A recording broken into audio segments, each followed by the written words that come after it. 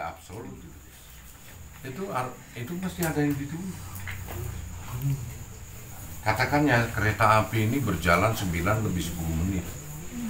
Nah, biasa dan setiap hari 9 lebih 10 menit konsepnya itu mesti jalan ya. Tapi kenapa kok 9 lebih 15 menit itu nggak jalan? Coba yang dipikirkan apa? Ada yang ditunggu. Ada yang ditunggu. Sama dengan proyek ya, proyek itu kan gitu. Saya juga sering ya profit sharing masalah proyek itu. Saya masuk begini, sesuai rumus. Ada modal, ada apa ya. Kalau sudah gini, proyek ada, SPK ada, semuanya itu dia berjalan. Kemudian gini tidak berjalan, konteksnya apa dan terjadi apa. Selalu kita pikirkan perbendaraan yang macam-macam. Tetapi intinya itu macam bumbu itu mesti ada sesuatu hal yang ada hikmah di situ. Ada yang menunggu. Ya itu tadi kereta. Ternyata ada Pak Menteri yang mau masuk pantas ini agak terlambat kan gitu. Ada yang menunggu. Kadang-kadang pendana itu 9 orang gini. Kenapa ini? Padahal mungkin proyek ada. Ya itu ada yang menunggu. Bukan berarti kita mencurigai mereka nggak punya duit. Kadang-kadang mereka ada duit, tapi karena nggak dipunyai rasa getaran-getaran untuk bisa masuk ke proyek itu, sistem penolakan kan ada. Kita nggak usah sedih, itu ada. Sebaliknya ikhtiar itu kalau kita serahkan sama Allah kan indah. Nah, caranya ya lewat bentuk kejadian dan peristiwa itu, konsepnya sama. Mau ikhtiar sudah dilakukan, itu mesti ada yang nunggu. Sudah MOU besoknya nggak jadi, sudah MOU tapi besoknya nggak jadi. Ya, itu ada apa? Nah, sekali-sekali lah situ membaca hikmah. Nah hikmahnya itu nanti kalau sudah ada menunggu pasti kalau sudah ketahuan suatu rahasianya kan pasti bilang awal. Biasa, orang nak wis buka rahasia, Allah itu biasa, wis kita beran itu buka itu. Nah, begitu. Jadi nggak masalah itu, nggak masalah. Selagi ikhtiar yang sudah dilakukan. Makanya kalau terobosan-terobosan dalam suatu usaha ikhtiar, dalam usaha rezeki itu tidak bisa terjangkau selagi kita sudah memenuhi kriteria yang diberikan hukum kepada Allah, berdoa, juga tirakat, juga ikhtiar, semuanya sudah. Itu hikmahnya. Ada sesuatu bahkan kita negatifkan diri kita dengan cara ilmu ataupun sedekah dan lain sebagainya itu suatu dan proyek itu pasti. Sekarang gini loh, landasan 3 bulan umpama ya, landasan menunggu 3 bulan itu dari 4-5 orang itu berbeda loh. Orang menunggu kata ada yang biasa tenang karena memang apa? Karena dia enjoy di dalam menunggu ini. Ada yang merasa tersiksa 5 menit aja seperti 5 jam. Sampai karena itu. Ada lebih tersiksa lagi karena saat semenit itu setengah mati karena dia kebelet beol. Itu setengah modal itu. Menunggu malah pikirannya gak nang proyek, nang lain deh. Nah itu tadi. Macam-macam orang itu. Tapi pada intinya itu, ya itu tadi konteksnya itu pasti disinkronkan sama Allah. Satu contoh ya, tumbuhnya padi itu mesti 3 bulan ya Pak. Kan gitu loh. Kenapa ada orang yang ujuk-ujuk dia tanam padi tiba-tiba langsung nggak kerasa wis panen kita. Ada yang lama sekali nggak panen karena ditungguin. Kapan? Itu sajam aja setengah modal itu. Tumbuhnya kok nggak tahu ya kita ya. Kapan? Datang lagi tikus satu udah resah, waduh mati deh ya. Beda sama yang mengabaikan itu. Beda. Nah konsep menunggu ini yang kadang-kadang tersiksa. Ini gini, apa kita ini ini tembung-tembung perkiraan ini loh. Makanya Rasa Cipta Karso ya, Cipta Rasa Karso itu ono coroko itu kudu nyipta, kudu duwe rasa, kudu duwe karso kan. Dicipta sendiri itu dalam arti itu itu tadi. Jadi saya rasa itu tadi, nggak mungkin nggak ada yang debus itu. Karena Allah, kita tidak pernah menginginkan hidup kok. Yang menginginkan Allah kok. Kalau dalam konteks hidup itu Allah yang menginginkan, Allah sendiri yang tanggung jawab memberi kita rezeki sudah. Kalau memang Allah itu tidak menginginkan kita dapat rezeki, buat apa juga kita hidup ya? Kita nggak akan hidup. Jadi kalau memang dibikin gini, kadang-kadang Allah sedang membentuk derajat kita. Nah, kita nggak tahu mana yang didulukan. Kadang suatu kegagalan ataupun apa itu hikmah yang ada. Allah sedang memberikan suatu kebaikan di dalam diri kita sebetulnya. Ya seperti keluarga Lukman. Lukman mau pulang, tiba-tiba saking kepingin pulang malah kena duri. Nggak taunya diatur oleh Allah kampung tersebut. Jadi cilakanya ini karena menyelamatkan. Dan itu kadang uang bersulah, wah apa aku padahal cilakanya karena menyelamatkan ini. Saya pernah selamat loh Bu, di daerah di Ponorogo tuh dekatnya William Booth, mau stopan itu. Gara-gara HP jatuh, tak kantong jatuh, waduh aku ambil gini, diseruduk sama dam truk di depan. Andai kata HP ku nggak jatuh, aku dapat di situ mati aku sudah. Diseruduk sama dam truk, wah sampai wah, saya langsung mikir, wah lebih baik pecah ini HP. Alhamdulillah, jadi pecah HP aku alhamdulillah. Kalau enggak ini HP, saya ke situ betul naik sepeda motor depan nggak naik mobil. Mati saya.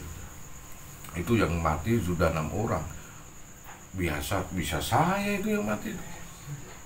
Di situ masuk. Gara-gara HP jatuh, klotak-klotak saya berhenti langsung mendadak. Minggir itu, karena ada stopan kalau saya gini, saya lagi jongkok, truk di belakang dam truk. Wah, sudah 6 orang amblas. Saya pikir di situ tadi posisi aku ya. Ya Allah, jadi HP pecah itu saya bilang alhamdulillah ya Allah, terus selamatkan aku ini HP daripada yang ya harga 7 juta kok. Nah, kalau ke rumah sakit bisa 700 juta. Itulah kadang-kadang sesuatu yang itu akan lebih baik kita begitu. Kalau kita ngaji hikmah itu enak, kita negatif pun dapat hikmah yang positif. Itu. Nah, gambaran itu cerita anak cucu kita kok.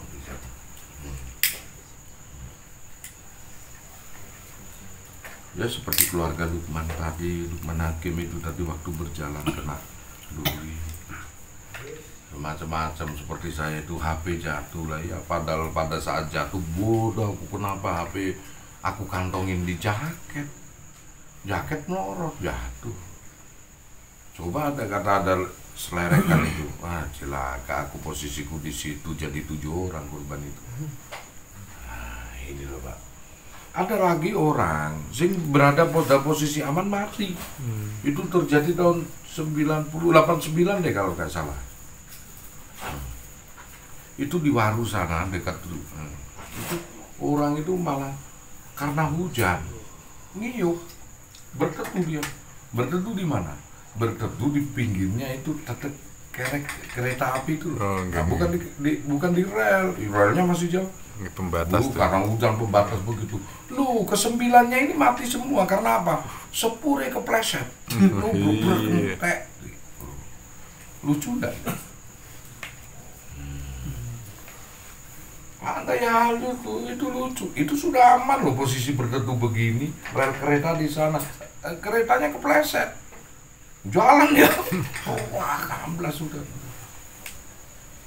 9 orang. Nah itu hal-hal yang begitu itu kadang-kadang kalau kita nggak ngerti, makanya kalau hal yang lucu dan unik, mesti saya pikir begini, apa sih hikmahnya? Apa mungkin kesalahan saya ya? Saya segera gugurkan dengan sedekah kadang-kadang. Kadang ada suatu dosa yang bisa hilang dengan istighfar, kadang nggak bisa dengan istighfar.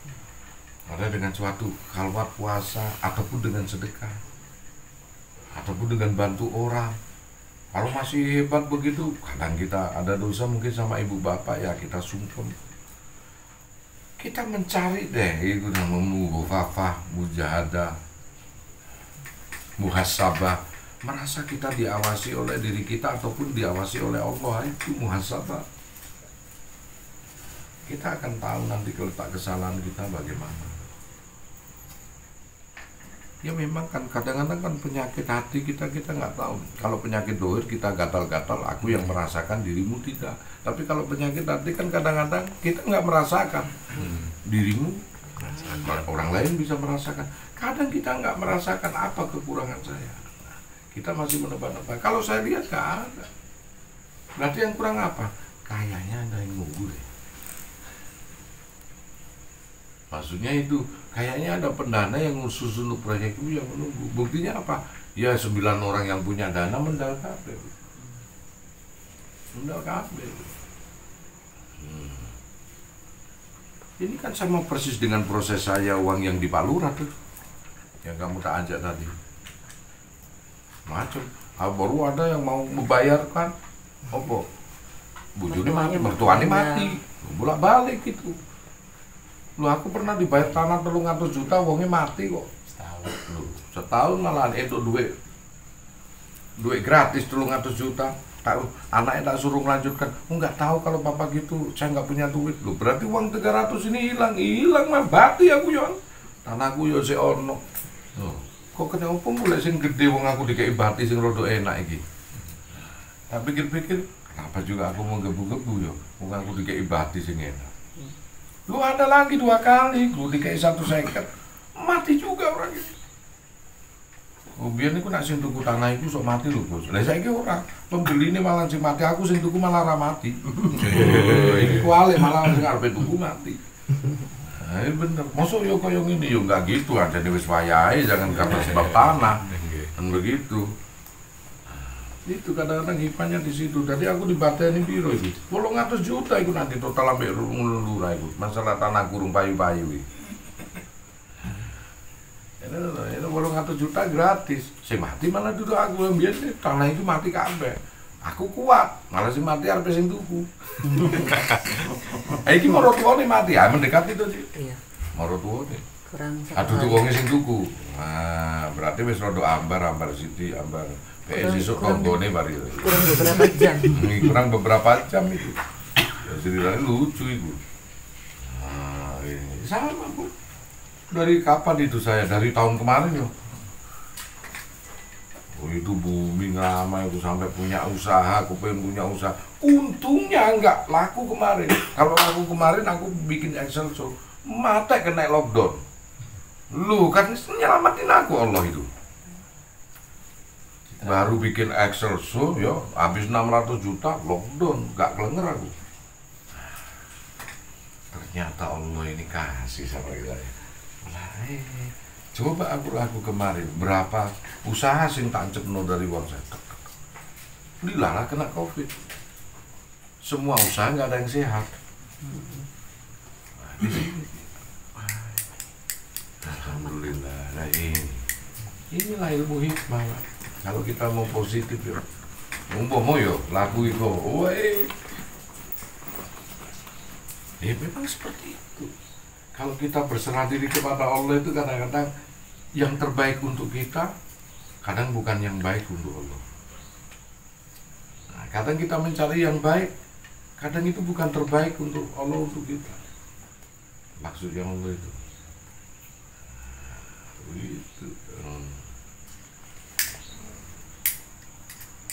Itu namanya apa ya? Kalau dulu itu Bayan Budiman. Kajiannya namanya Bayan Budiman. Ada kitab namanya Kitab Bayan Budiman. Itu biasa dipakai orang-orang ahli hikmah, Durotun Nasihin, orang-orang Durun Nafis, orang permata yang indah. Jadi ada cerita-cerita yang hampir cerita bijak, yang mana tujuannya bukan itu, malah mendapatkan sesuatu anugerah yang lebih bagus. Nah, contoh Bayan Budiman itu contohnya yaitu apa namanya, orang-orang mujur, orang-orang yang dikei karunia bejo. Wong pinter urung karuan bejo ya. Kaya Abu Nawas itu cerita Bayan Budiman yang paling mengena itu. Jadi Abu Nawas itu sampai di mati itu malah itu hadiah kok. Ayo. Pinternya Abu Nawas itu ngakali loh. Pinternya iki ngakali. Bareng sama Harun Al-Rasyid Konstantinopel itu. Iku dimusuhno karo wong pinter teko Konstantinopel. Wajah Harun Al-Rasyid ini bingung karena dia itu pinternya ngakali, bukan pinter asli. makanya nangis. Lah duwe anak namanya Ceblong. Lah lucu ah. Ceblong, karena celukane Ceblong. Mari ngono, iki wong pinter itu kok negara lain iki mau diadu karo pintere wonge Harun Al-Rasyid. Lah kebetulan karena cerdik Abu Nawas itu tadi, Harun Al-Rasyid pede, aku punya orang, ayo diadu sama orangku. Siapa? Aku ngejokno Abu Nawas. Wah, Abu Nawas bingung karena dia pintere ngakali. Iki sing didepi wong profesor temenan pinter. Akhirnya saking bingungnya nangis. Wah, nangis itu kan kalau Abu Nawas kemana-mana bawa anak namanya Ceblong itu. Nangis langsung. Ceblong ditanya sama Harun Al-Rasyid, ini cerita sedikit ya. Ngapain bapakmu nangis itu? Tanya sama Harun Al-Rasyid. Bapak begitu kalau doa dia selalu nangis. Biasanya kalau nangis gitu anaknya rada gawe-gawe. Ya, karena bingung. Bapak kok nangis gitu. Biasanya ceria, ini nangis. Ditutupin sama anaknya itu. Kalau nangis begitu biasanya gitu deh gitu.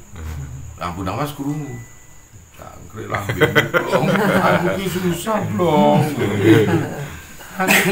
Pinterku munggur ngakali kok ning petuk aja ning ceritane. Oh gitu katanya. Iya, ya kalau cari wasit ya begitu itu beraja. Ya padahal sedih Abu Nawas. Pokoknya nak sampai ini separuh kerajaanku habis, Abu Nawas kepalanya loh yang menjadi taruhannya. Singkat cerita waktu itu 40 hari, dapat seminggu Abu Nawas bingung. Dapat 3 minggu kemudian Abu Nawas bingung. Lebih baik. Nah, inilah putus asanya Abu Nawas, sehingga sosok Abu Nawas yang asli nggak tampak, cengeng dia. Akhirnya lebih baik bunuh diri dah. Bunuh diri mau terjun ke batu, takut sakit ya. Nggak sakit gimana gitu. Terus terjun ke air, lama matinya. Gelagapan dhisik. Tapi saat gelagapan kan masih ada berpikir untuk bertobat. Ya masih melucu deh. Akhirnya dipilihlah dia terjun ke air biar nggak langsung mati. Nah begitu, sambil berzikir, nanti kalau mati kan dalam keadaan zikir. Pinter dia itu. Akhirnya masuk tuh, wah ternyata dalam sakaratul maut dia, wah sorone opo, dia minta ampunan sama Allah. Karena Allah kasihan, katanya Allah itu konon daiwannya itu gini, Allah itu tanpa Abu Nawas itu konon kalau Abu Nawas melucu bisa tertawa Allah itu. Jadi Allah ngawet-ngawet. Akhirnya dia bersandar ke suatu kapal asing itu, ketangsang gitu loh. Lewat jangkarnya dia naik. Dilala itu kapal musuh yang mau ada pertanyaan itu tadi, yang mau diadu. Si orang pinter yang musuh itu rasan-rasan, dia punya 3 pertanyaan. Nah, dia punya 3 pertanyaan itu diucapkan. Kamu nanti mau bertanya apa di dalam 3 pertanyaan itu? Oh, pertanyaan saya itu begini. Ini singkat cerita ya. Nggak tak cerita no kan akeh gitu pertanyaan. Pertanyaan kedua begini, ini jawabannya begini, kedua begini, jawabannya begini, ketiga begini, jawabannya begini. Tahu dia Abu Nawas bocorannya, pede dia berenang, dia pakai pelampung, dia berenang lagi. Pede dia. Nggak taunya ada 1 pertanyaan yang belum. Nah begitu ceritanya. Aku bodoh pede. Lalu itu ditemukanlah orang pinter yang dari Konstantinopel ini dengan orang pinter yang dari Harun Al-Rasyid ditemukan. Nah, dengan taruhan negara, nggak perang tapi taruhan negara. Wah, akhirnya Abu Nawas lah dikocok dulu, Abu Nawas ya sudah bedai pertanyaan awal 1, 2, 3 bisa jawab Abu Nawas. Ini singkat cerita. Setelah bisa jawab itu, ternyata saya kan mengajukan kepada Baginda Harun Al-Rasyid itu 4 pertanyaan. Yang satu ini, saya tidak pakai pertanyaan suatu kalimat, tapi menebak di dalamnya benda ini. Apa? Kalau kau benar-benar pintar, berarti ini pilihan Tuhan betul. Nah, yang ini yang nggak tahu Abu Nawas. Nah, ilmu bejone Abu Nawas ini. Begitu tahu ini isinya apa, nggak tahu Abu Nawas. Nangis lagi dia, karena pikirannya mati saya juga. Nangis dia, dipanggil anaknya Ceblong sama raja itu. Ceblong sini, kenapa ini orang pintarmu? Aku yang aku andalkan kok menangis. Kan saya bilang Baginda dari dulu, dari kemarin itu waktu pertama. Kalau cari inspirasi, wangsit, menangis dulu bapak ini. Oh iya ya, gitu. Abu Nawas dengan jangkrik tuh niku blok. Aku iku karo iku blok, kape mati aku blok. Waduh. Karena lama dia menangis itu tadi, terus maksalah dari pihak musuh, tolong cepat, jangan dibikin lama-lama begini, segera tebak ini. Akhirnya sudah gelem gak gelem anu, sudah saya tak mau berwasiat dulu. Begitu. Karena saya energinya berkurang hingga sulit saya menebak. Alasannya Abu Nawas begitu. Dia panggil Ceblong, Blong, anak Rene Blong, Ceblong, dilala dibuka isinya Ceblong anak kodok pak. Loh, ini lah bejo itu, pak, apa? Mana coba ngibraku menang, menang apa nih? Iku isinya Ceblong, padahal itu anak ini. Betul. Nah itu konspiratif seperti itu kadang-kadang kita.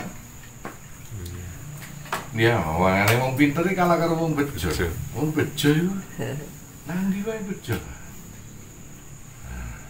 Wis arepe bunuh diri ketangsang kapal, Arro. Namanya Allah itu bikin lucu Abu Nawas sih. Akhirnya disitulah Abu Nawas tobat hingga ngomong Ilahi nakuli firdosa itu. Bisa aku tobat habis gak ngomong meneh karena ketir-ketir ya. Ngono iki Pak no carane Gusti Allah itu ngajari manusia yang memberikan bejo.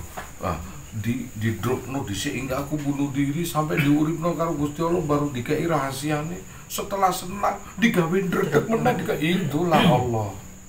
Nek kon bersentuhan sama Allah. Konsep rezeki. Bagaimana was-wasnya seorang Nabi Ibrahim menyembelih anaknya saat berjalan mati anak dibelai dengan tangannya sendiri ternyata melek-melek wedus. Bagaimana sukanya Nabi Ibrahim saat itu diuji Allah kedua kalinya sama dengan Abu Nawas. Kadang kalau orang mau dinaikkan derajat seolah-olah terhina betul, nggak mungkin dari saya mengangkat di permukaan. Kalau kita makan di piring, kadang kalau lihat aslinya itu, sang piring itu tak pernah nadai gulai sama rawon. Kalau kau lihatin piring, dia kosong, seolah-olah tak ada makan. Tetapi jika lo terwadai, maka senanglah gitu. Dan dulu piringnya, apakah besok ini ada rawon atau gulai, kita nggak tahu. Padahal sama-sama lihat piring yang sama. Begitu ada rawon ataupun soto ataupun gulai, kita senang, makanlah kita. Bukan karena piringnya. Kadang-kadang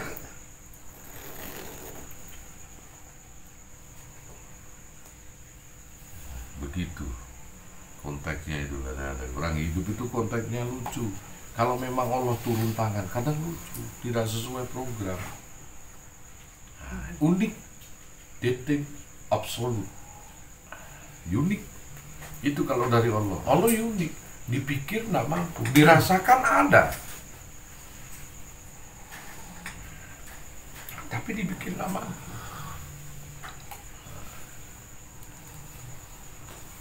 Ini bagus itu.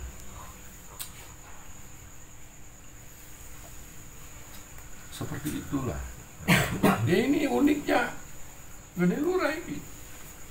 Barang ngono didol murah bisa. Katanya orang itu begini, gini Gus. Kalau jual jangan mahal-mahal, tak guyun ya. Bagaimana dengan kualitas tanah 23 miliar total keseluruhan? Aku jual 9. Yang you sendiri, sing nuturi, nek duwe tanah gak mungkin kegendeng kaya aku. 5.200 meter persegi setengah hektar yang berada di titik 0 jalan provinsi. Yang harganya sudah jelas. 23 miliar, aku jual 9. Sedangkan orang bilang, jangan mahal-mahal. Kalau kamu punya tanah senilai 23 miliar, tentunya kamu murah paling jual berapa? Ya 17 pasti laku, katanya gitu. Aku kasih 9, goblok. Ya, apa ya? Tambah saiki ditawar meneh dadi 11. Normal meneh iki ditawar nanti 11 iki. Karena sih nggak waktu mau beli 9 iku meninggal. Malah saiki ono sing nawar 11. Kan gitu. Bagus lagi nak dijual sak miliar kan gitu. Akhirnya sing gendeng sapa iki? Ceritanya begitu. Dan saya cuman mengambil apa? Sabut duit. Lu bener gak ya? Dari uang segitu aku ngambil berapa tadi? Sabut duit. Bawa sini 1,6 aja. Yang lainnya gampang. Lah aku kan sabut duit. Iya Gus, gampang. Sampai dia utang-utangkan. Sang pembelinya dibiarin. Dia utangkan hanya untuk ngasih saya. Supaya kan saya ambil sabut duit Pak. Nah ini uniknya di situ. Dari berapa tahun ini tanah unik. Kalau you tadi ada yang mendanai, ujung-ujungnya MOU 11. Kalau saya enggak, dikasih DP mati orangnya, kasih DP ini mati. Jadi rodo untung kan. Nah gitu. Jadi sing tuku iku lho ketumbalan kambing rodo untung. Tak lanjutkan secara jujur, anaknya bojone monggo kapan dibayar gitu. Nggak tahu. Biarin aja, saya juga nggak tahu. Nah kan yang untung aku saja nih aslinya. Nah di situ kadang-kadang kita diberikan keluasan sama Allah. Kita kadang-kadang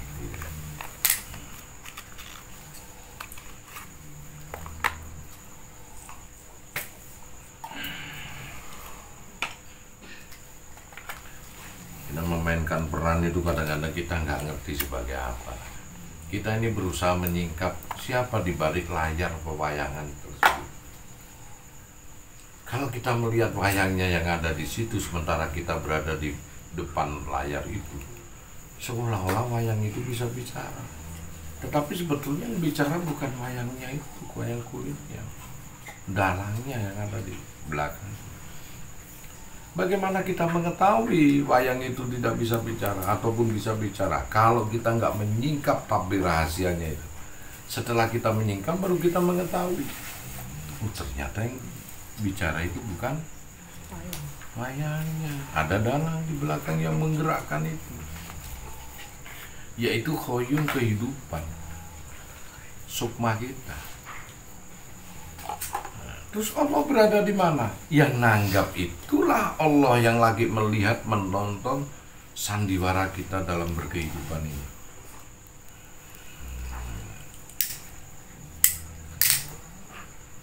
Ada Bolodewa itu disenangin sama sang nanggap. Kenapa? Karena memang Bolodewa itu kerajaannya namanya Mandura. Pokoknya nak Bolodewa kalah mau Madura mangkal kan. Lumayan anak Madura wayang ini mesti menang Bolodewa. Ojo sampai kalah kok, enggak iso mulai kok. Begitu, karena kerajaannya Mandura. Bolodewa tadi wong Mandura itu wah kayak Bolodewa semua sembodo. Api yon kalau Bolodewa. Oh iya. Yang Bolodewa akhirnya. Nah begitu orang Bolodewa itu seperti itu, kerajaannya Mandura.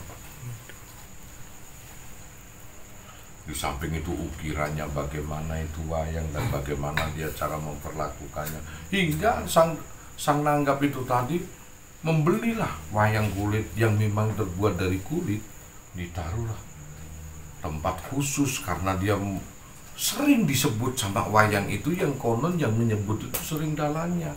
Jadi sang kulit Semar disenangi karena Semar bilang Bendorone ini yang Bolodewa, Bendorone ini. Sarah sering menyebut sang nanggap itu tadi. Lah kalau kita hidup seringlah kita menyebut sing nanggap yaitu Allah dengan Rasul kita. Maka diri kita akan dijadikan wayang spesial sama Allah. Karena kita sering zikir, nyebut Allah, Allah, Allah. Waduh karo wayang itu tadi sering memuji sing nanggap itu tadi. Semar itu didadekno masih bentuknya jemblung ngono kuwi wae, didadekno maskot sama. Nah, itulah makanya kita Harus banyak-banyak nyebut Allah itu tadi supaya kita mengetahui kunci intisari rahasia itu dan diberikan pengetahuan lah di situ. Apapun bentuk kita.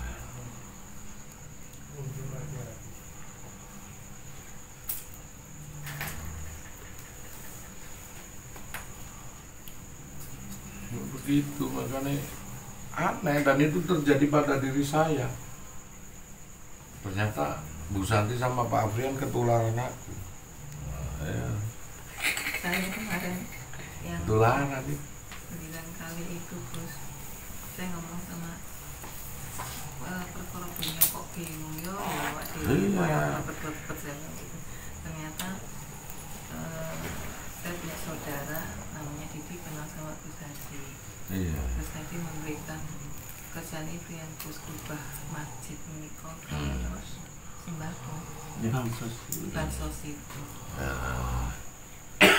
Ya barangkali dari sini Bisa semuanya itu kita ini Allah ya. rencana yang lain. Kalau gini loh, kita ini mana yang didahulukan ya, mana yang diutamakan dulu kalau kita bongkar rumah.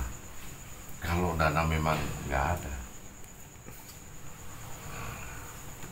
harus ada yang secara bijak didahulukan.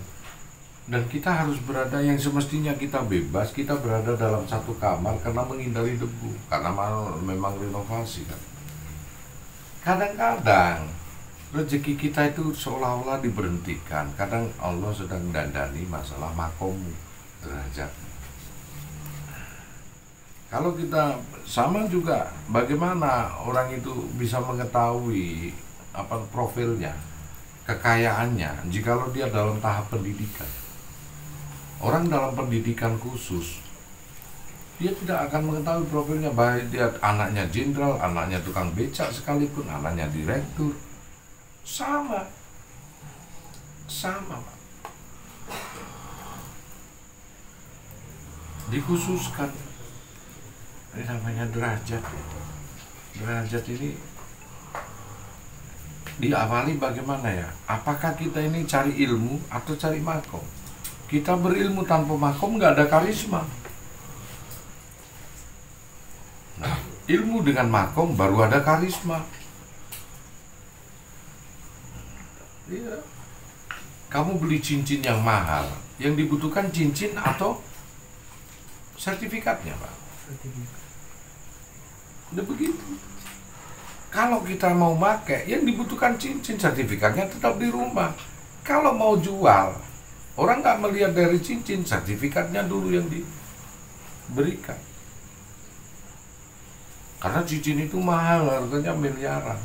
Batunya harus disertifikatkan juga demikian dengan.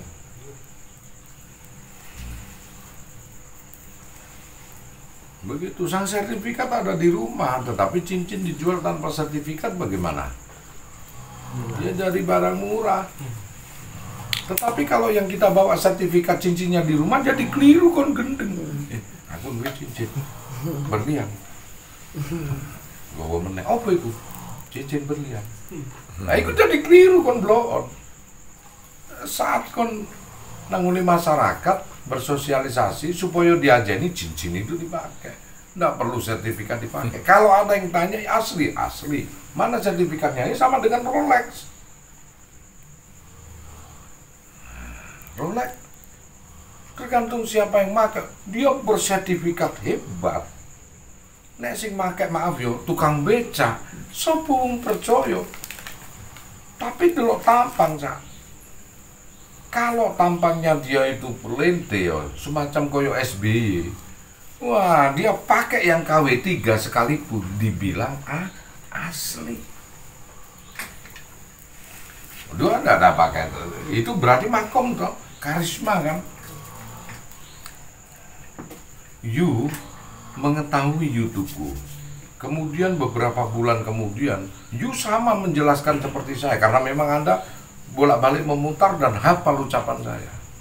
Tetapi tidak sama dengan Gus Anton, karena itu inilah cincin yang bersertifikat dan makom siapa yang pakai. kok bisa menghafal, tetapi secara karisma kok beda. Karisma yang tidak bisa diberi, karena itu sertifikat yang diberikan Allah.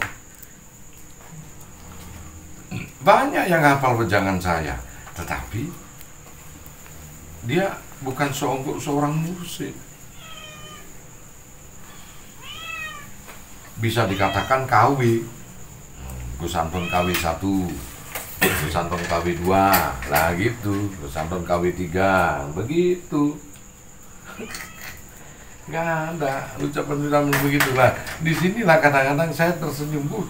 Dia persis dengan saya tersenyum. Karena apa? Ilmu boleh kau contek, karena semuanya punya landasan kitab. Bahkan siapa yang Imam Ghazali anggelin duwe jenggot dan botak? Nggak tahu kita Imam Ghazali yang sebenarnya. Kalau dijadikan 10 orang, karena dia ahli kitab semua, tetapi karisma yang tidak bisa. Yang tidak bisa disamai oleh orang itu karisma, karena karisma ini adalah pemberian dari Allah.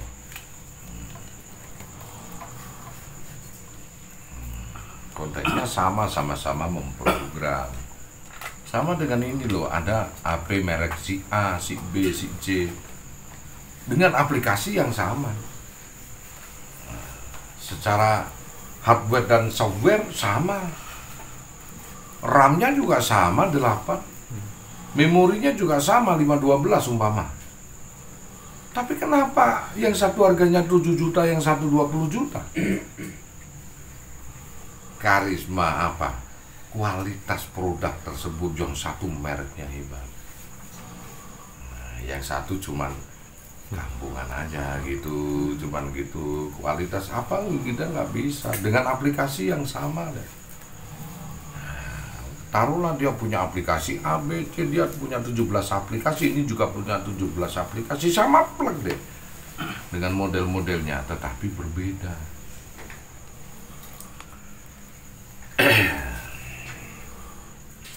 Nah, gitu. Kadang-kadang apa yang dibangun dari diri kita, Bu? Makom, bukan rezekinya dulu, wadah. Nanti setelah itu baru mengucullah rezeki.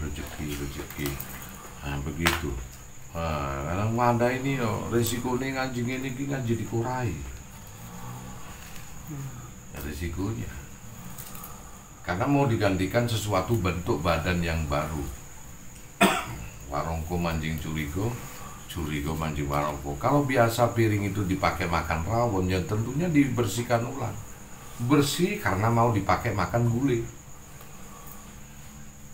Nah, kadang-kadang untuk penggantian makom ini bersih. Inilah ngaji wazuzakiku, mensucikan diri kita. Hingga yang dulu rezeki-rezeki kita yang kita hasilkan tanpa tauhid dibersihkan, akan mendapatkan rezeki yang bertauhid gitu lah. Yang dulunya tanpa tauhid akhirnya dibersihkan dengan diberikan rezeki yang bertauhid.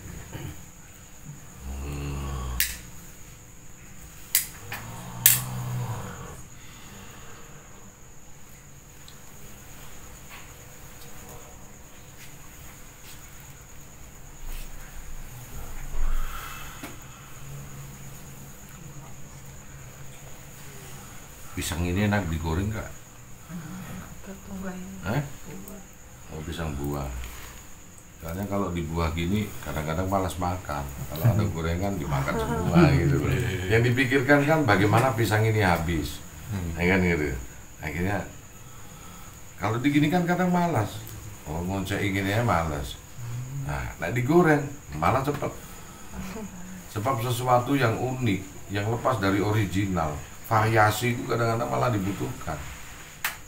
Taruhlah ada orang cantik di desa, biasa kau sebut, divariasi lengkok-lengkok sidik ambek benges unu kira-kira wis akeh sing rebut. Nah, kan ngono. Orang-orang kan ngono ya. Ajane pisang nak ndelok, pisang popo apa ya, pisang goreng itu. Bentuknya ngono kadang sing api ngene iki wae cukup, Bu. Begitu dikai tepung, dikai selai, njogo kabeh ku. Padahal ya kelemur-kelemur kan di Joko itu. Jadi kok enak loh, yang penting rasanya bos, gitu deh. Jadi nggak dipoles juga no rasanya. Manusia juga begitu, kalau nggak dipoles nggak terasa.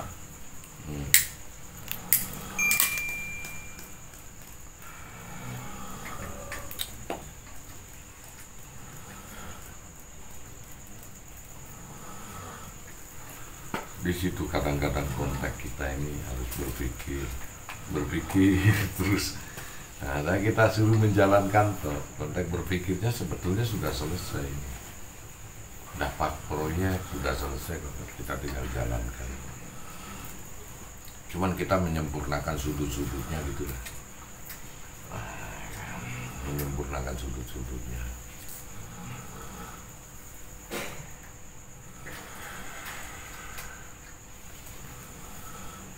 Saya gini, pembelajaran begini ini dari alam. Macam-macam. Ada orang kaya dari jualan es cawu. Seakal dia bisa menghajikan beberapa orang dari jual es cawu. Karena aku ngomong ini kayaknya dari mana es cawu. Dia jual di depan kolam renang. Maksudnya di depan keluar kolam renang itu. Nah, beli teh botol kan 2.500. Nah, dia jual es cawu itu cuma 1.000 satu gelas. Tapi dia pintar kasih gorengan. Jadi kan ngelak terus. Habis renang. Teh botol yang dijual di kantin nggak laku. Segeran es cawu karena gulanya gula Jawa. Nah, penghasilannya 250.000 sehari. Untungnya tok dari modal 50.000. Karena cawu sablek itu ternyata 5.000 dulu. Itu satu. Dia buka 15 es cawu. Kasih setoran cuma 100.000. Jadi 100.000 itu satu bulan 3 juta. 10 cabang sudah berapa? Sudah 3 juta. Kemudian 30 juta. Dia tambah 15 juta. 45 juta. Belum es cawu yang dia kelola sendiri. 50 juta sebulan. Coba. Kok bisa kaya setelah dia, saya punya 15 es cawu cabang sana. Yang sana tak suruh setor 100.000.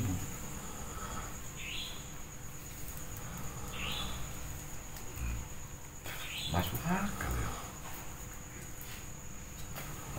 Yang gede di jualan es cawu. Padahal di sini sarannya apa? Kayaknya kamu itu jualan air deh, nggak tahu jualan air apa ya.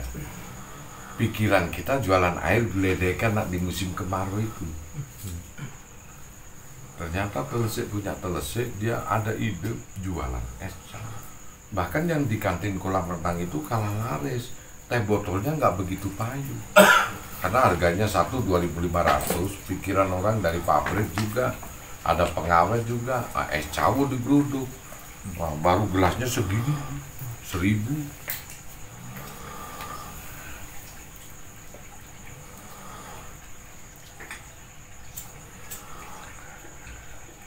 Macam-macam kalau rezeki sedang menempel.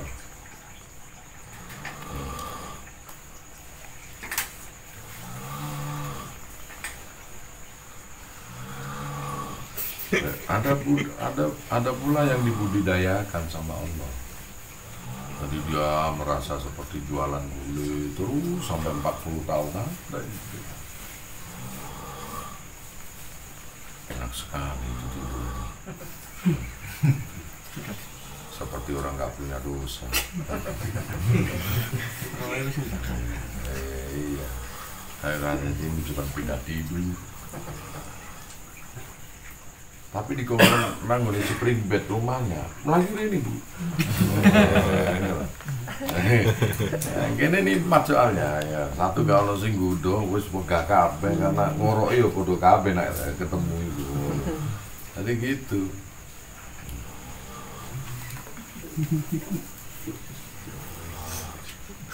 Nah, temenan aku dulu kalau belajar melek ya begitu. Melek pertama nang puskesmas.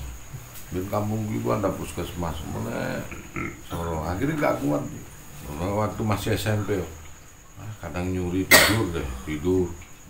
Belajar melek itu sanggup bantal aku. Tak lebok nota serangseli.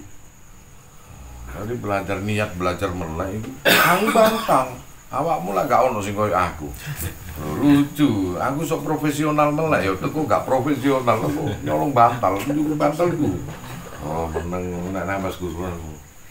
Bondo turu nang pusokan iku. Masih ono demit lewat ngono apa suster ngesot apa gak tak reken turu ae. Ayo, satu saat dikerjain orang, itu bantalnya diganti keset puskesmas.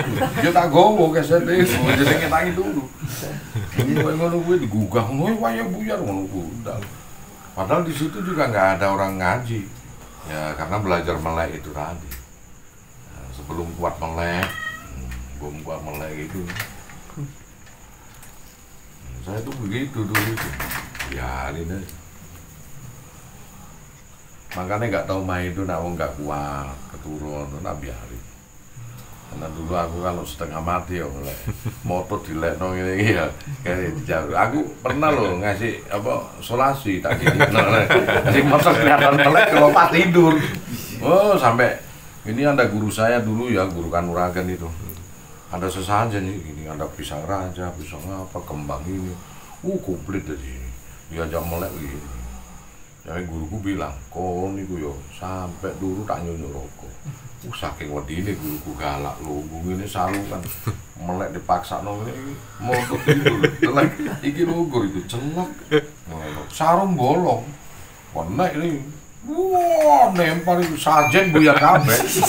Aku mlayu dikejar guruku, untung guruku lemu. Dadi gak iso nututi aku. Kudu koyo ateng ngono ya. Aku mau upayu.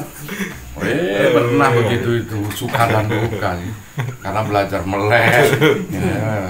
Moto itu melek ini kelopak tidur.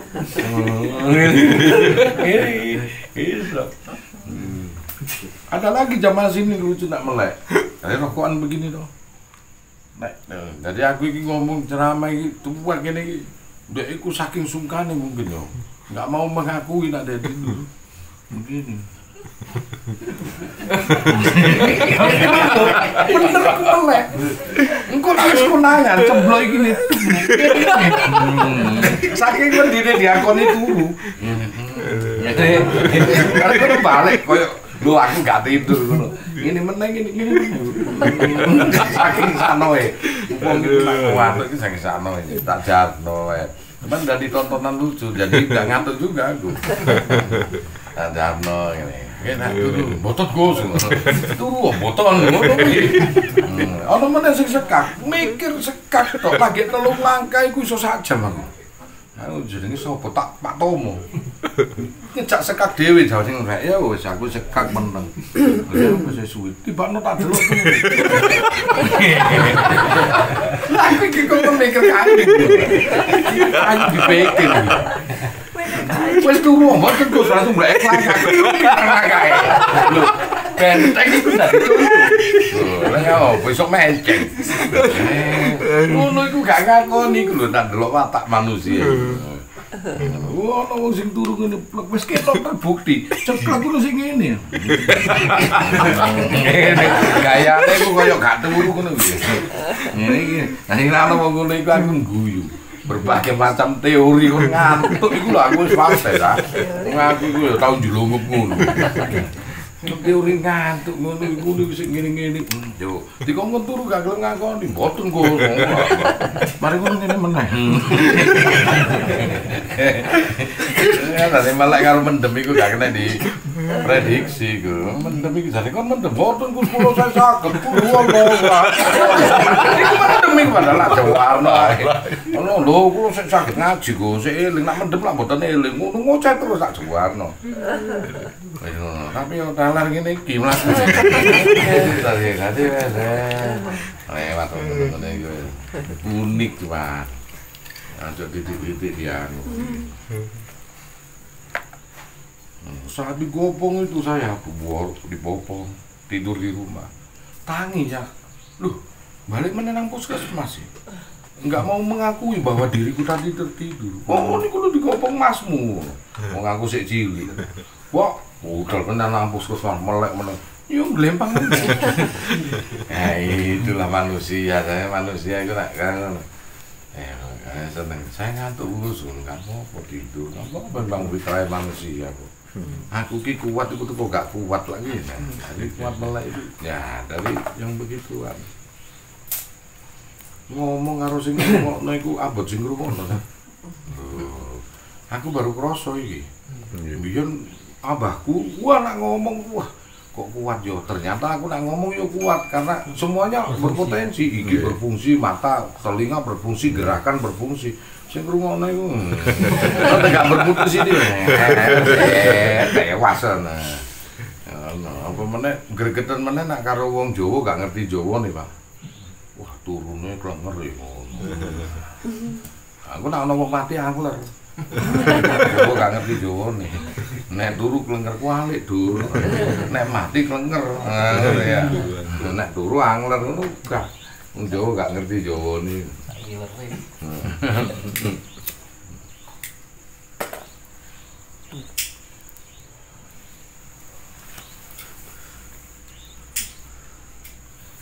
Jadi manusia itu unik. Ini kadang-kadang orang di sini, Pak Walid tahu loh, lu bukan Blepang rono pun. Ngono sik lu gue meneh, kurang-kurangnya. Tak kono Pak Walid di kono Pak Walid. Kemoko lu blulu wah, krungune iso sak kilo. Mati Pak Walid iki. Cerita Pak Walid, Pak Indro iku ya padha. Tapi wong nek gak ono Sabtu Palem nek gendung stres aku. Nah, jadi semacam-macam masuk manusia itu kita memaklumi karena memang kondisi tubuh dan kekuatan orang berbeda-beda. Saya dulu belajar tafakur ya gitu. Ono tapong ini lepak. Sulit ngene lepak gak ngerti kuncine. Oh, jebule ono ngunci pantat, ada ngunci ini ada ternyata. Tapi kalau nggak tahu kuncinya gini nek lepak, belajar tafakur sithik. Nah, hanya bedanya saat dia luyup, hening atau saat dia tidur bisa dilihat dari gerakan tubuhnya. Ngomong semedi ini, wah itu sehat dan dia heningnya apakah belum masih luyup itu. Kalau sudah luyup sadu auranya kelihatan, ini luyup mana aku ngerti. Beda ngantuk itu saja kita aneh ini. Nah itu ngantuk disertai lambinin dowe. Jadi ngerti aku kalau mau dalu tafakur nggih. Pokoknya dikai kiri karo Gusti Allah, lambene mesti dibuka. Ini deh. Campur ke atas. Mana atasnya enggak. Wes waduh, gue tuh aneh gini. Engko langsung ditegak-tegak kok beda meneh. Jadi kadang-kadang aku ndelok ngono iki lucu kabeh, nak tafakur iku tak pandu kadang tak dolokno situ-situ ngene.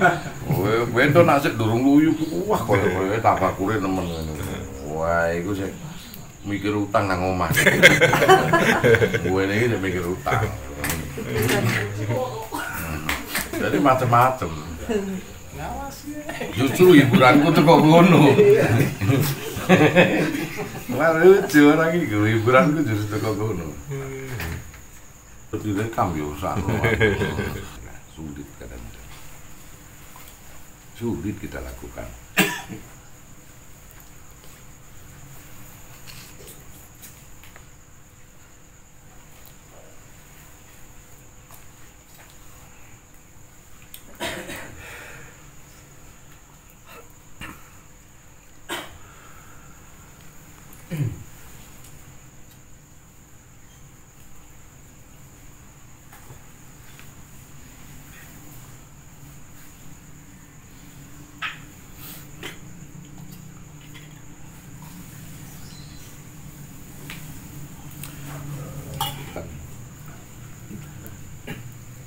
Untuk wujud sesuatu hal, pengindahan sesuatu hal itu harus ada tempat beralihnya. Rel kereta juga begitu, untuk ya harus ada operannya untuk mengarah.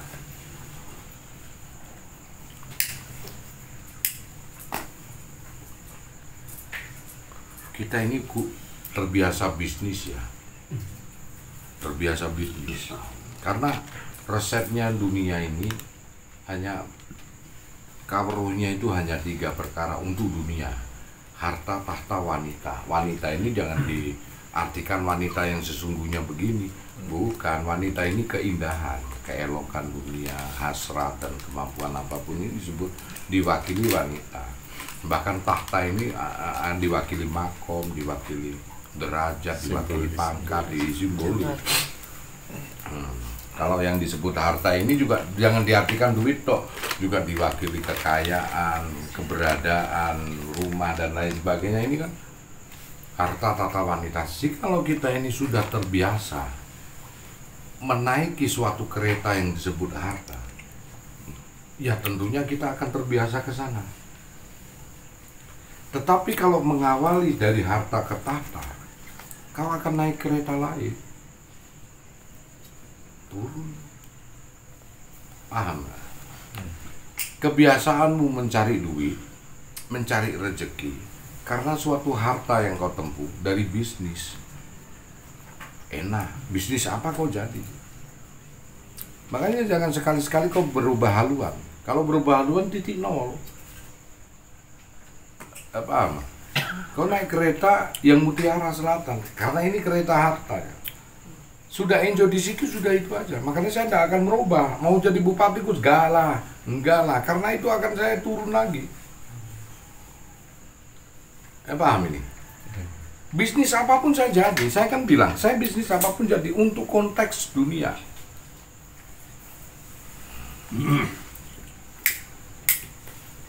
Karena kendaraan yang kita naiki harta, baik kau lihat lewat proyek apapun silakan.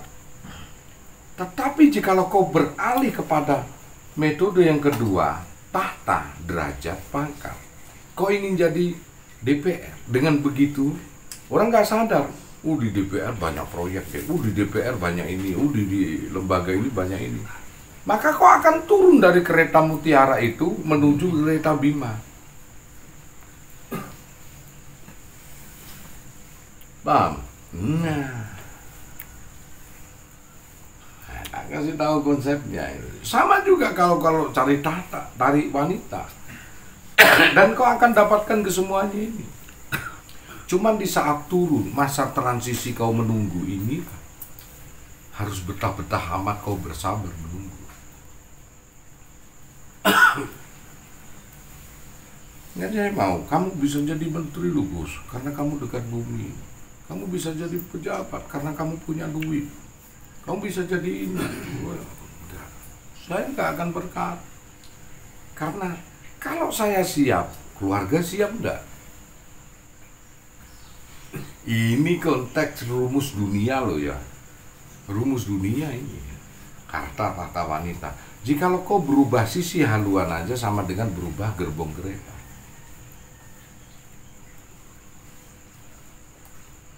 Makanya kadang-kadang orang yang sudah enjoy dengan suatu jabatan, dia turun bisnis keceol-seol.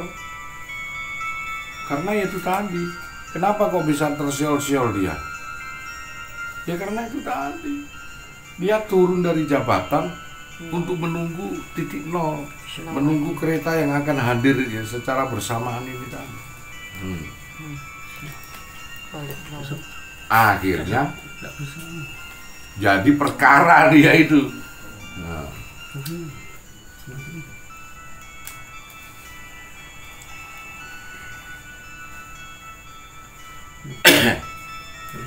Jadi begini caranya itu. Kalau kita berada pada suatu lintasan jabatan, kemudian kita akan mengarahkan kepada suatu bisnis. Dalam saat jabatan ini kita harus mempersiapkan bisnis dengan tidak pakai namamu. Dengan tidak pakai namamu. Contohnya ya bisnis ya, pakai namamu juga gitu. Jadi jangan mudah kau dikasihkan begitu kan ya. Dan nama ini sangat berpengaruh betul, karena kalau dipakai sisi negatif juga terimbas. Makanya suatu perusahaan jangan dipakai nama, seperti perusahaan PT CV Aji Jaya apa, nggak masalah. Kalau perusahaan ini dipakai nama, kasihan, biarpun nama anakmu, kasihan anakmu, rezekinya akan ikut dia. Kalau ini namamu, kau sama dengan berbagi-bagi rezeki tanpa sedekah. Karena kau akan dijadikan ladang rezekimu pada rezeki orang lain. Kasih aja nama-nama yang sekiranya makmur, sumber makmuran, jaya dan lain sebagainya. Jangan melibatkan namamu. Karena nama ini suatu identitas yang harus diwajibkan orang untuk izin dikeluarkan. Kalau kita punya nama itu suatu identitas, nggak boleh. Itu kalau guru saya dulu, jangan pakai namamu apapun. Nama itu adalah identitas yang memang diberikan orang tua untuk bisa bertanggung jawab kepada Allah. Di dalam nama ini ada suatu memori-memori yang nanti kalau akan dipanggil oleh Allah, dan akan terkuak semua di dalamnya nama ini suatu rahasia-rahasia sebagai landasan tanggung jawab kita kepada Allah itu. Jadi nama ini dipakai perusahaan, dan perusahaan ini dipakai udah.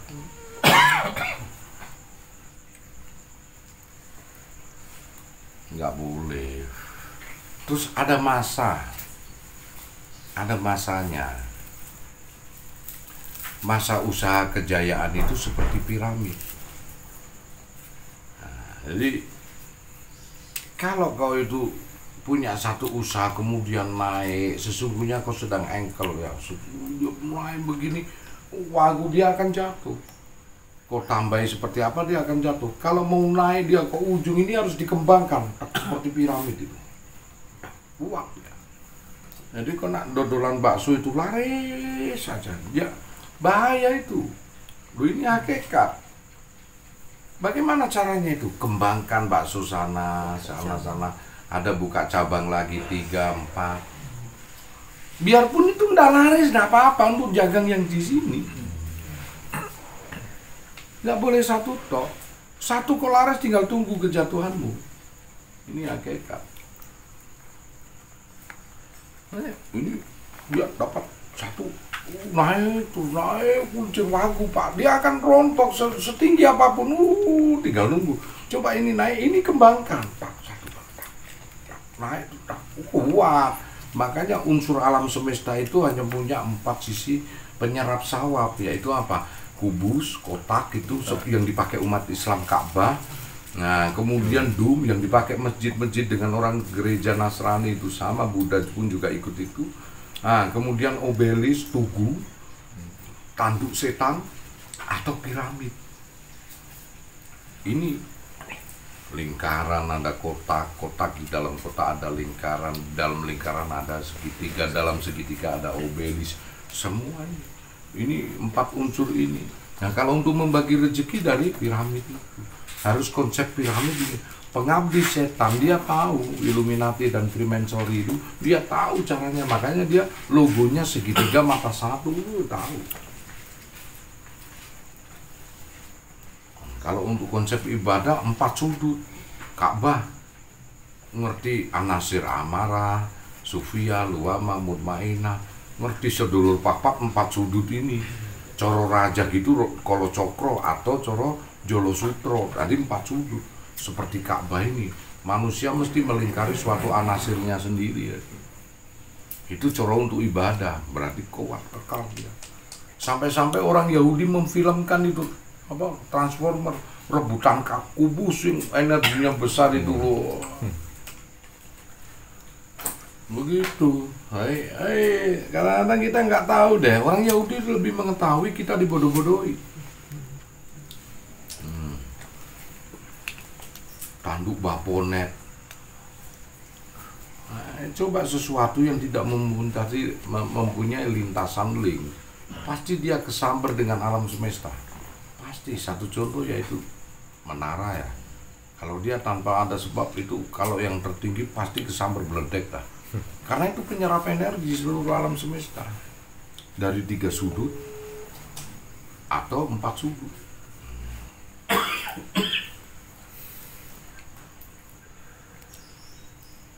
Seperti ini Ka'bah ini. Ya pojok ini. Ini rukun Iraki. Dia mengarah ke Irak. Maka disebut rukun Iraki.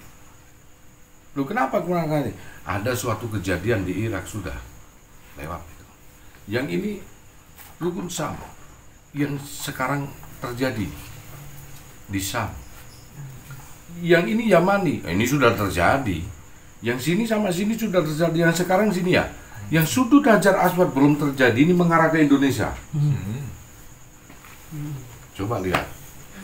Ini mengarah ke Indonesia ini. Apa ini? Nah, padahal di depan Hajar Aswad kelak akan terjadi hari kiamat. Di depan Hajar Aswad itu ada pertumpahan darah. Pikiran kita pertumpahan darah di depan Hajar Aswad bisa juga mengarah ke sini. Bisa. Iraki, Syam, Yamani, Hajar Aswad. Lintasannya kalau di Google kamu ambil dari sudut ini rukun Syam dengan Hajar Aswad. Kalau di garis sudut ini Borobudur loh Indonesia. Borobudur. Bisa satu link loh ini.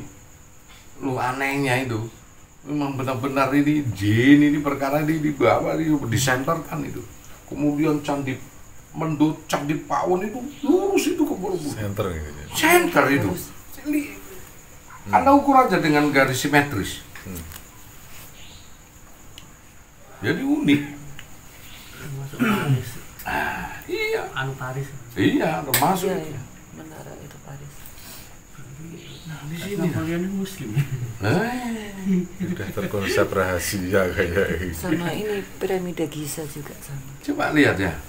Kita lihat Safa Marwah. Kemudian sudut Zam-Zam. Ini kalau ditarik garis begini dari Zam-Zam, ini Bukit Safa, tarik begini, ini Marwah. Ini sudutnya 104,5 derajat, sudut air. Sudut air, satu inti atom, dua atom hidrogen, sudut air 104,5 derajat. Sudut air. Saya otak-atik sama dosen matematika. Kita ambil Ka'bah, kemudian kita luruskan ke Borobudur ini dengan sudut air masuk ke 104 derajat. Arah larinya yang satu titik ini kemana? Ternyata Bromo. Nah, setelah kita zoom Bromo, ada sebagian sungai kering yang besar. Itu sudut air. Benarkah waktu itu ditelannya banjir bandang Nuh itu di situ mungkin? Itu ada sudut air. Karena itu tadi, ini kan Safa ya. Ini Mbak, ini Safa Marwah. Terus kalau kita ambil dari sudut begini, ini 104,5 derajat. Berarti ini sudut air. Di sinilah Zam-Zam. Nah, sekarang kita temukan kalau di sini Ka'bah, terus di sini Borobudur, ternyata sudut yang kesananya kemana? Sudut airnya hingga menemukan satu titik 104,5 derajat. Ternyata titik ke Bromo. Dan di Bromo itu kalau kita sumpah ada sungai besar yang kering. Yang di mana itu? Oh, di sini. Loh, ini otak-atik gatuk loh, karena ada contoh tadi Safa Marwah. Boleh saja kita otak-atik gatuk itu boleh saja. Oh, begini. Ketemu di Indonesia. Unik deh. Ini unik. Entah dulunya daratan itu menyatu gitu. Apa? Nabi Sulaiman di Jawa. Oh iya. Ini memang betul karena di Al-Qur'an kan surat berapa itu ya? 34 ayat Saba. 13 ya, surat Saba itu tuh sudah ketemu, Pak. Teman kita mengaku tahu untuk masalah tentang Borobudur itu. Dari Kamandatu, Rupadatu, Arupadatu itu konteksnya artefak yang terukir di dinding candi tidak pernah ada yang Buddha. Tidak pernah ada. Ada seorang wanita yang nyincin baju, kemudian di bawah ada ikan, Ratu Bulgis. Di sininya ada burung butut. Tapi anehnya yang paling bawah sendiri kok ditutupi, Pak. Iya. Bawah sendiri. Peradaban. Di situ. Jadi konteksnya itu kita ini apa ya? Memang benar, masa sih nggak ada nabi di sini? Lucunya juga adalah. Cuman kan ya sebetulnya Al-Quran sendiri secara kauniyah sudah diturunkan berupa kehidupan di tanah Jawa ini. Al-Quran yang diturunkan di Arab kan secara kauliyah, secara huruf tertulis. Kapal Nabi Nuh dari Jati. Nabi Nuh itu asalnya Lamongan. Iya. Kan percaya gak? Adakah pohon yang tumbuh di negara lain selain Jati? Tidak akan tumbuh. Tidak ada tumbuh ya. Kenapa saya bilang Nabi Nuh itu asalnya orang Paciran? Iya. Iya. Ayo kita ungkap. Yang punya Jati Madiun. Saya dulu SMP itu pernah ada cerita kalau Nabi Nuh itu berangkat dari ujung Pangkal. Nah setelah saya mondok di Pondok Besi ada yang cerita sama. Saya Loh. ketemukan itu ciri-ciri kayunya juga dari sana. Padahal kapalnya di Gunung Jodi atau Ararat Salah. itu ditemukan kan barusan. Kenapa ada orang yang bicara begitu? Karena dia beralam dimensi sudah diceritakan. Waktu saya SMP. Logikanya kalau Gus dari mana? Kalau itu orang Lamongan Paciran. Terserah kan saya kan bodoh-bodoh gak menang, gak menang. Loh, ayo merapatkan ini. Loh, satu, pohon jati yang tumbuhnya itu di sini ya, sudah Jawa lah. Yang kedua, lihat ditemukan Gua Maharani, ada prasasti di sana. Anak manusia yang masuk ke Gua Maharani kemudian menutup gua tersebut karena suatu banjir besar.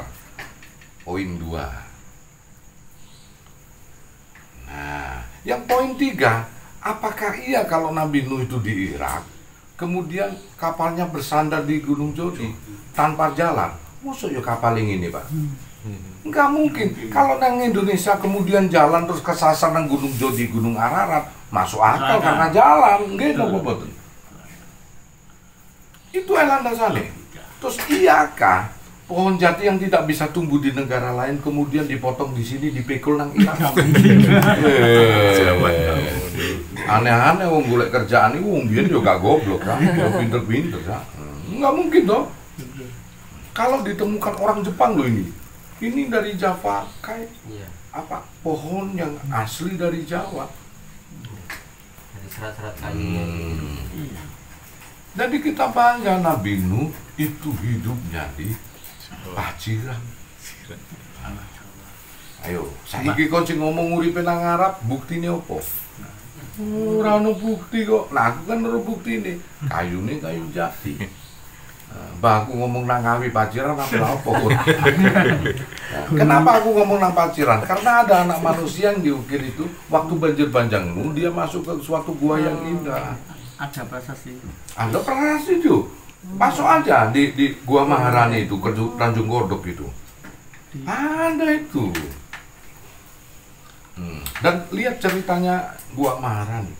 Awal ditemukan bagaimana dan ceritanya bagaimana itu. Hingga dia dulu itu dipakai tempat manusia yang wah bagus lah, semacam hunian yang indah di situ. Hingga ditutup karena suatu banjir itu. Tapi itu kemasukan air juga. Tapi tetap kemasukan air Lah. gitu. Kanan putranya Nabi Nuh itu paling Gunung Semeru paling. Mungkin gunung sih paling tinggi dong. Iya. Nah, mungkin di telahnya air itu ya baru benar kan di Bromo. Bromo iya. Nah, baru benar. Wis gak tuno padha gak menangi ya kon ya. Lah kan ayo bangga Nabi Nuh wong Indonesia. Lha apa kon iku ngeklaim wong Jawa kok padha ngeklaim. Nabi Sulaiman iku wong Jawa. Lho, sing iso ngomong Sulaiman iso fase iku cuma wong Jawa. Arab gak iso. Sulaiman. Oh, Amerika mana Solomon. Lho, sing fase wong Jawa. Sulaiman Caksu. Tapi ape Cak Asu. Jeneng sing asli Jawa lak Sulaiman to. Karena ibuke wong Magelang, Cak. Lho padha gak menangi kon ngeyel. Akik Sleman. Wong daerah Borobudur sampai Prabu Boko kan daerah Sleman. Sopo jarine wong sakti zaman sakmono. Terus sopo wong sakti sak donya iku nak gak Nabi Sulaiman? Lho berarti Bandung Bondowoso itu dudu manusia. Ajian sing digawe Nabi Sulaiman kongkon gawe iku. Lah Belges iku yo putrane Prabu Boko ya sebut Roro Jonggrang iku. Cuma nang kene jenenge Roro Jonggrang. Nah, nang kono Belges. Ya sakarepe lah cangkem-cangkem ngomong. Ora masalah wong aku ngeklaim nabiku sing tak cintai yo nang kono. Ora masalah. Buktine di Prabu Boko itu ada lempengan yang namanya Binuri Sulaiman Bismillahirrahmanirrahim yang sekarang ada di Museum Jakarta. Ditemukan di Prabu Boko sana. Tapi orang Israel ngeklaim juga orang Israel. Sulaiman Ayo. Tak kongkon nyebut Sulaiman sing asli gak ono sing iso. Nek gak wong Jawa ta. Hilang. Itu Asif bin Barkayah itu. Oh, ayo iku kan orang lain sing di Asif bin Barkayah iku kan sing mindahno iku.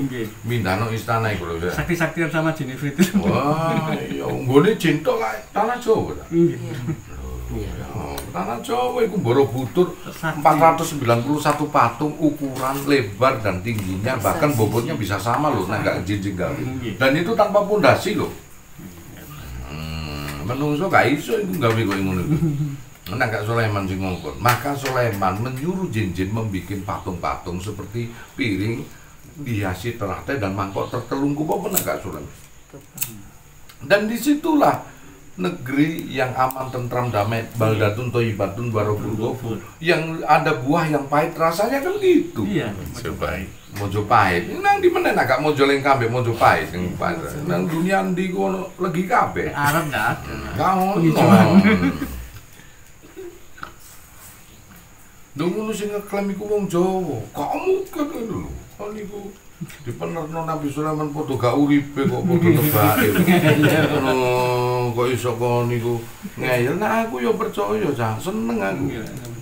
Iku orang Indonesia, diklaim orang Indonesia malah orang murid. Lho, kon lho Mike Tyson iku wong Madura, Cak.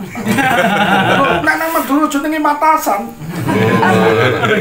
Kon padha karo kowe lho. Ya tak karepe nak Madura nang Matasan, rupane mirip-mirip.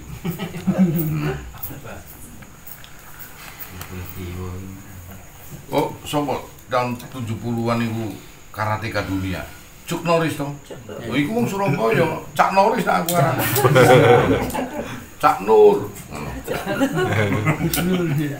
Lha sak karepe toh. Enggak ono hukume yo. Ya seneng-seneng ae. Anjene nang jenenge Cak Norris ya apa iku? Oh, ayo. Cuk Norris iku Cak Norris. Iya. Oh, tapi kon teko Amerika asline. Endi sebut ambeke iku Obama. Agus. Jeneng pasaran Cak. Gak bingung diceluk pangeran itu jeneng pasaran.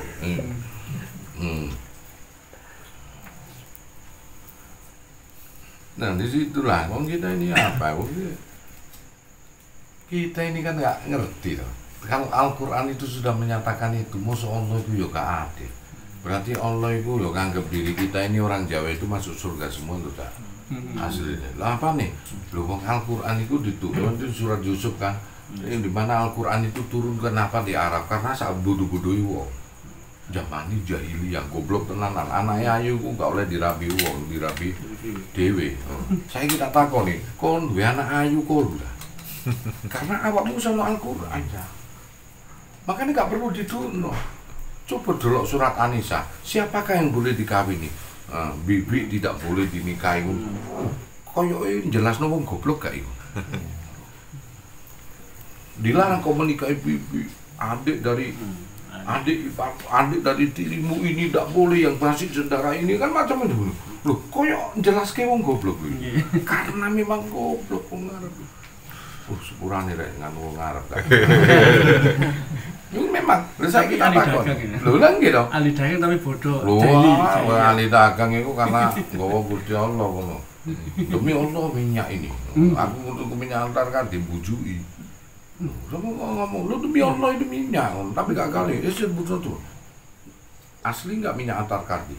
Demi Allah minyak, enggak sebutno jenenge. Ya, aku kadang dibis ngono. Ya ada minyak temenan kon demi Allah itu ngawur. Bagusan orang Madinah. Ya, Madura. Orang Madinah, Madinah, oh orang Madinah iya. masih bagus. Orang Arab demi Allah. Wallahi. Hajar jahanam, asli hajar jahanam. Asli. Aku bujui.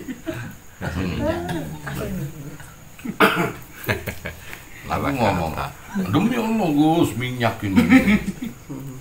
Atar kardi, iya demi Allah. Sebutno minyak atar kardi asli, sebutno.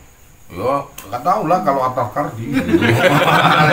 Takut nyebutno nggak dulu. Nah, demi Allah nggak masalah. Ya memang minyak betul. Masuk KW1, KW2, KW3 tetap minyak. Tapi kan aku nggak iso dikai balaku mantek ngono dulu ah.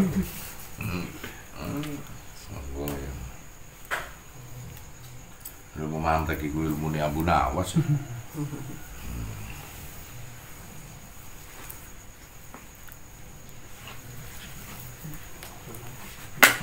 Abu Nawas itu dikongkon mindahno istana, gak usah mikir.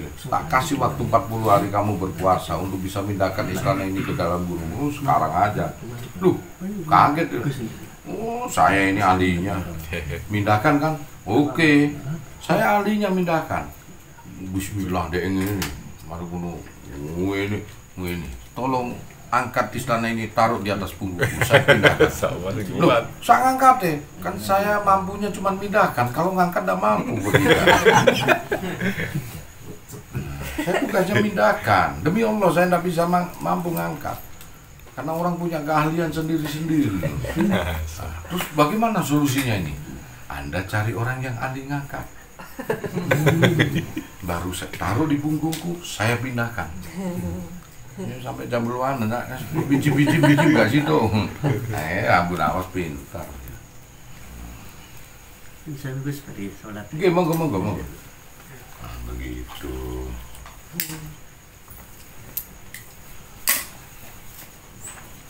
Aku cerita Abu Nawas itu sak gudang, pakai menjadi inspirasi yang disebut sampai mati nih gua yang guyon nunggu. Mati nih gue guyon nunggu. Aku tahu umroh plus itu di Baghdad sana selatan, nang makamnya Abu Nawas, Wono Tugu. Ini bis saya ini melingkar begini. Di bukit ini melingkar. Habis ini Tugu kan parkirlah bis ini. Kita turun dari bis. Sini ada jalan menuju panah ini makam Abu Nawas. Turun dari bukit sini, turun gini, meliuk-liuk sini. Jebus sini. Begitu jebus sini baru kita bisa lihat ini makamnya Abu Nawas. Ternyata bis kunang gini kan. Jadi saat mati ini guyon wong ini. Aku tiwas menggem-menggem. Krek temenan aku. Dadi wong iso mesu. Enggak benawas iki iso ngene. Mari ngono mari ndonga guyu meneh. Ono benik iku kok wedi. Nang makam aku ndonga iku nang ngarepe benik. Amin tak terus. Guyu ku makalen tau. Jangkrik aku dijendingi Abu Nawas.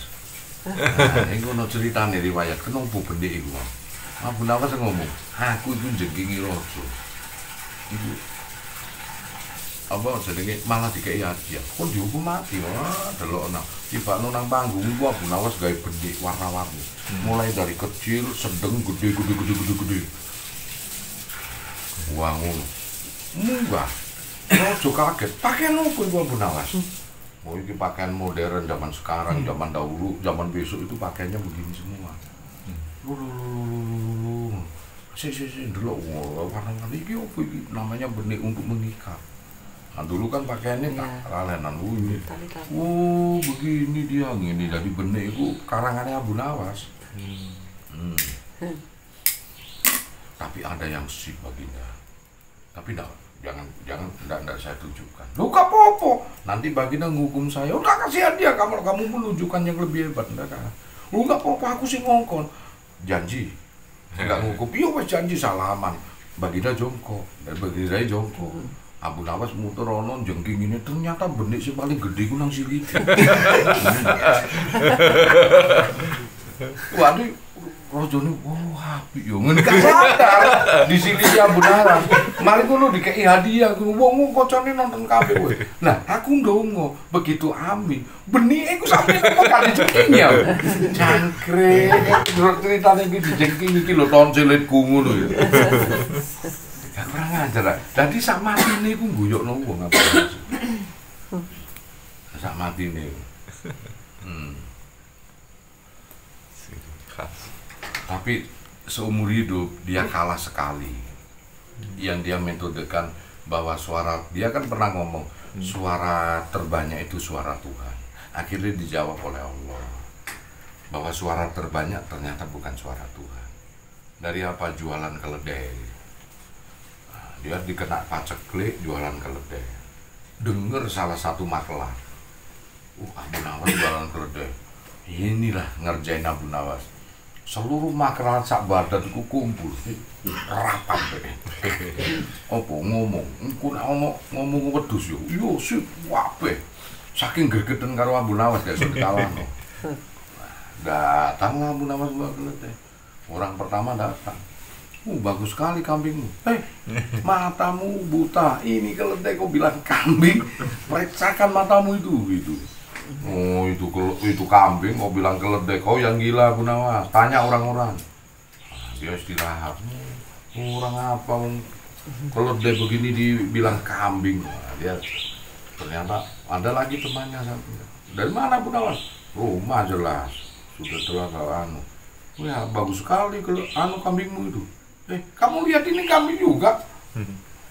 Masa saya suruh ngomong keledai, kadang gitu. Loh, gimana ini orang kabeh wong iku ngomong iku wedhus, Pak.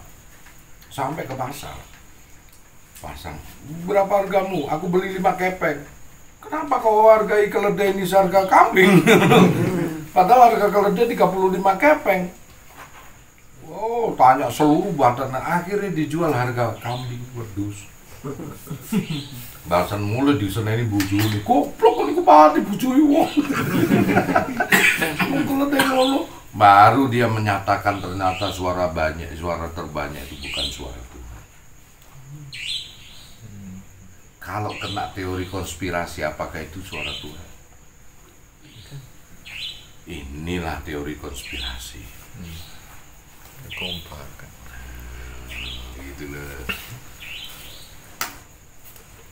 Maka aku kalau mementahkan teori konspirasi dengan ucapannya Abu Nawas tersebut. Dan ini benar loh, bukan hikayat 1001 malam loh.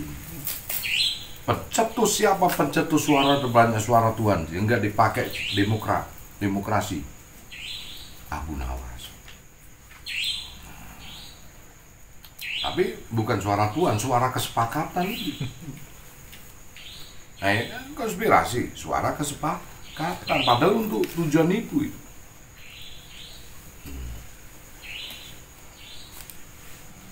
Dari Abu Nawas inilah, kan dia wali jenaka.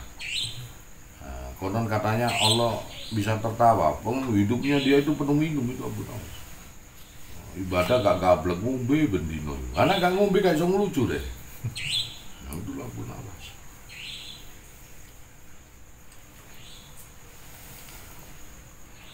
Karena jadi penghibur sang Raja Harun al-Rasyid itu konon kan gak bisa tertawa Pak dia.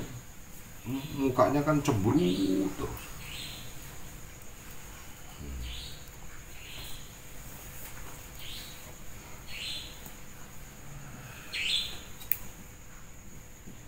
Kurang disuruh ngitung bintang dia pinter. 7.777.777 bintang yang ada. Betul. Wah. Kalau nggak percaya hitung sendiri. Gaplek. Lewat gue apa. Kalau nggak percaya hitung sendiri. Lucu lagi tuh Abu Nawas jadi raja sehari, sang raja nyembah. Itu tantangan itu. Cerita banyak kagak. Sang raja itu nyembah. Nyembah paduka betul. Malu nggak nganu, udah apa teriak dia gini, aku bisa jadi raja, dia tantang, kok bisa? Dan saya akan dikasih rumah sama raja, biar saya akan disembah sama raja. Masa kau tak akan dihukum mati Abu Nawas? Hati-hati kau. Oh, dia teriak-teriak malah. Oh iya teriak. Kenapa kok aku mimpi sang raja dibunuh sama iblis? Ah masa? Tidur dia. Oh saya mimpi. Kenapa kamu bisa memimpikan saya dibunuh iblis? Karena saya cinta sama sang raja. Oh, betulan kamu gitu. Tidur lagi, teriak lagi, sampai rajanya turun, disuruh tidur di istana. Teriak lagi, kenapa kamu mimpi kedua kalinya sama? Baginda dimakan sama iblis. Kok begini? Abaikan itu, abaikan aja ini bunga tidur. Hari kedua, ketiga, teriak lagi dengan mimpi yang sama, padahal gawe-gawe Abu Nawas. Kemudian main dalil. Nangis, kenapa kamu nangis? Saya mimpi ini sudah 4 kali. Kalau hari kelima ini mimpi berarti betul. Kenapa bisa berkesimpulan begitu? Mimpimu tak ada bukti dan saksi. Kita lihat Nabi Ibrahim. Dia tidak dikasih tahu Allah lewat lisan. Nabi Ibrahim itu mimpi menyembelih anak. Tidak percaya. Kemudian berdoa sama Allah kedua kali. Kemudian mimpinya dengan hal yang sama menyembelih anak. Yang ketiga sama. Maka disimpulkan bahwa itu risalah dari Allah. Dijagani kan sampai 5 kali. Nah, katanya raja, iya ya. Sang raja pinter. Tapi kan itu nabi, kamu siapa? Itulah sebabnya saya dikasih 5. Itu kan yang sama. Kalau nabi cukup 3. Kalau orang makomnya seperti saya 5. Nanti kalau ke-6 ini pasti deh. Betul juga ini. Raja mulai was-was. Terus antisipasinya bagaimana? Karena orang yang diimpeni begini itu saking cintanya kepada Baginda. Saya ini. Nah, terus saya akan berkorban jadi tumbanya iblis. Kalau memang mimpi ini kenyataan, kita tidak bisa mengelak. Yang akan disembelih pasti Baginda. Biar saya yang jadi tumbal. Baginda jawab apa? Kamu rakyatku yang sejati, senopatiku pun belum tentu seperti dirimu. Terus bagaimana yang harus saya lakukan? Sehari aja di hari Jumat, saya pakai mahkotanya Baginda dengan busananya Baginda, pakaian kebesaran. Dan Baginda harus pakai busana saya, epok-epok nyembah saya. Terjadi betul itu. Baginda menang daya Abu Nawas itu, jadi raja seharian. Hebatnya di situ ya. Macam ceritanya Abu Nawas itu, modal saya itu dulu motivator kan gitu. Habis selesai motivator, joknya tentang Abu Nawas tuh saya cerita itu.